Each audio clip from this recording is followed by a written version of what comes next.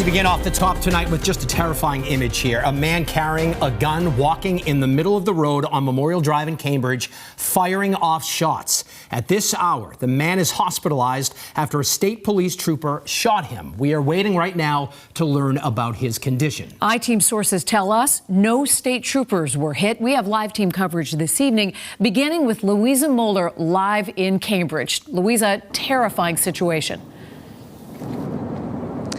Yeah, Lisa, David, you can see how expansive this scene is. And I want to direct your attention right next to the Charles River here, where you can see that state police cruiser parked on the running and sidewalk path there. That's sort of the epicenter of this investigation, where we believe the gunman was shot by a Massachusetts state trooper earlier this afternoon, finally bringing the situation under control. There are multiple evidence markers. We also believe that there is a long gun that remains somewhere over here. Now, I also want to show you there are many different vehicles that got stuck inside of this crime scene. Witnesses who saw the gunman and then unfortunately became way too close to this situation.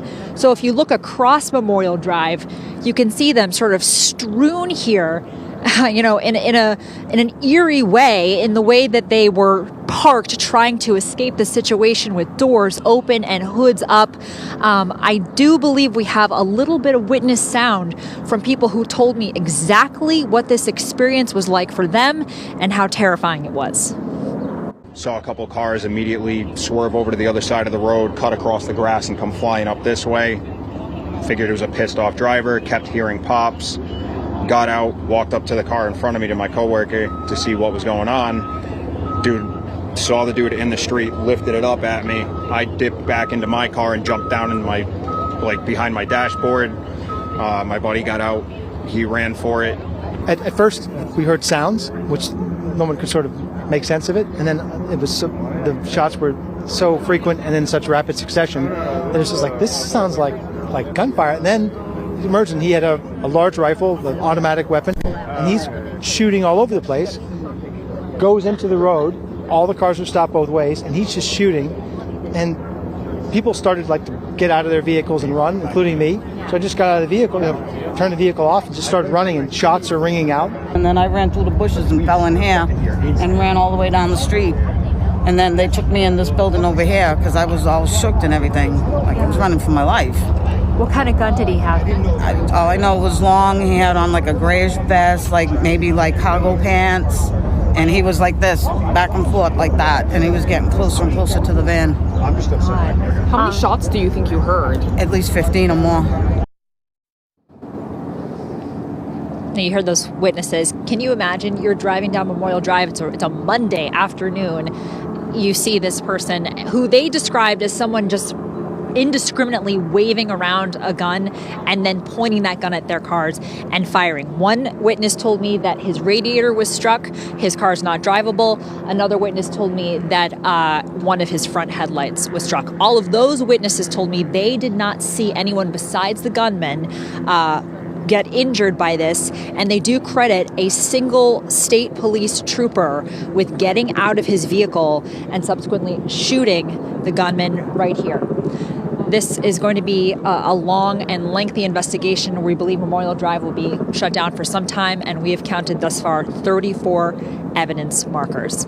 We're live in Cambridge. Louisa Moeller, WBZ News. Louisa, thank you. And that's important. This is a very busy area, particularly in the middle of a weekday. Yeah, we mapped this out for you here. This is right across the Charles River from the DoubleTree Hotel.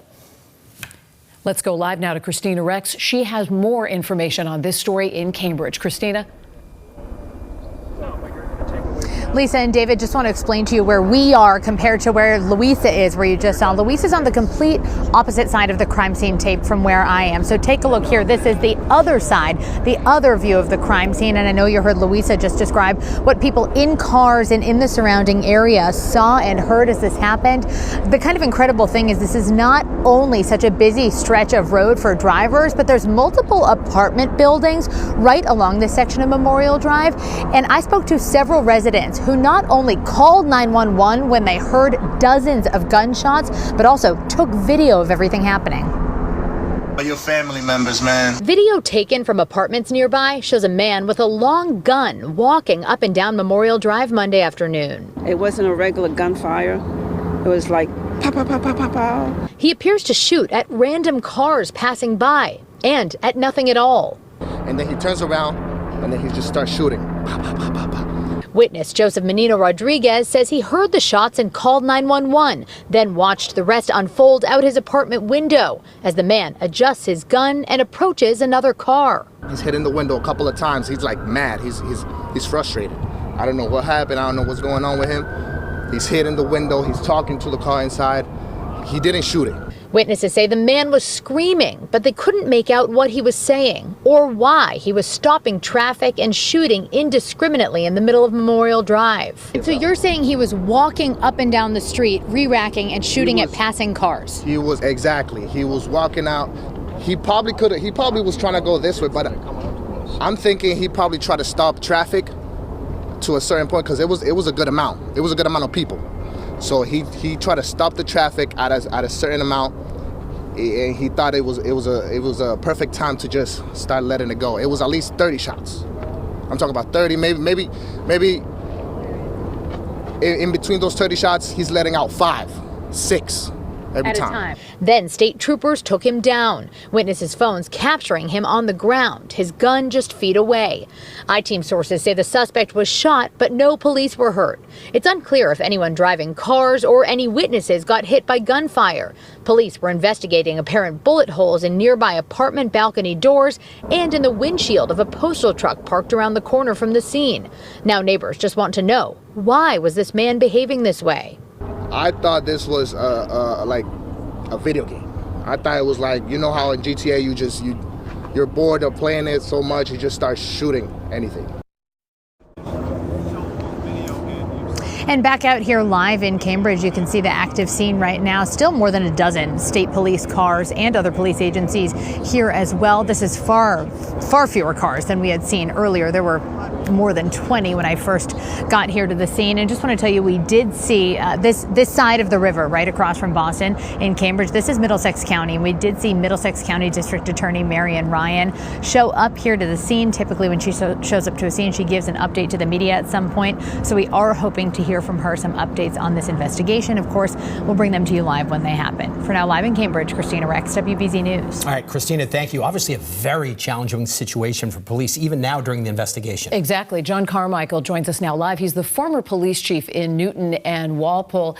Chief, this is obviously a very complicated scene for the officers. You have a public area, very dangerous. You have a lot of witnesses. What are officers focusing on in this investigation in these initial hours? Sure. Well, thank you for having me tonight. What a situation they dealt with there today. Very grateful that the responding officers are okay, that the bystanders are all right. It's remarkable that more people weren't injured or killed in this situation. And kudos to the troopers that arrived there and dealt with that threat and ended it and helped save lives. So just an incredible scene there. Basically, where they're going to go from here is, the person, thankfully, is in custody after relinquishing his weapon. As you've been interviewing people here tonight, witnesses, which there seem to be many, will be interviewed. That crime scene looked is very secure. The officers and the troopers will start to do evidence collection. They'll start to look into the suspect himself and what the background is, social media, search warrants, how this weapon was obtained in the first place, and what the motive is. What triggered this person to go and actually commit this act tonight? Is it some type of a grievance, a mental health issue? It'll be very interesting to see how this investigation progresses, and what's behind all of this tonight. And Chief, we often talk about how difficult it is for police officers. You never know on a given day what you're going to come across. We just spoke with this one witness who said it was a single trooper who stepped out and took this man on. Just amazing bravery. How do officers train for something like this that just seems so random? Yeah, it's incredible on that trooper's actions. Certainly a hero, and certainly saved lives today. So you got to really give it to that trooper. That it's an amazing response. Thankfully here in Massachusetts, our police officers and troopers are so well trained in dealing with active shooter type of situations, and thank God that we don't have many of them here in Massachusetts, throughout the years.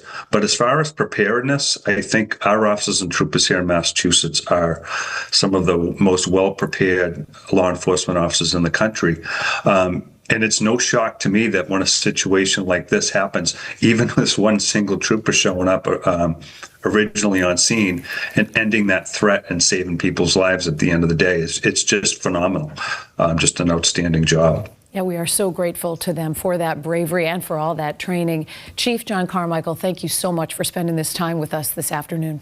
Thanks, Chief. My pleasure. Thank you. Now, Governor Maura Healey tweeted just a short time ago, "I am closely monitoring the situation on Memorial Drive at State Mass Police. They are on the scene working alongside local law enforcement to investigate. There is no ongoing threat to the public. However, residents and commuters are strongly encouraged to avoid the area to allow public safety personnel to do their work. Grateful to first responders who worked quickly to keep people safe and secure on the scene." Now, we brought you live coverage of this shooting this afternoon on our streaming service, CBS News Boston. Stay with us as we learn more about the situation and the suspect. David?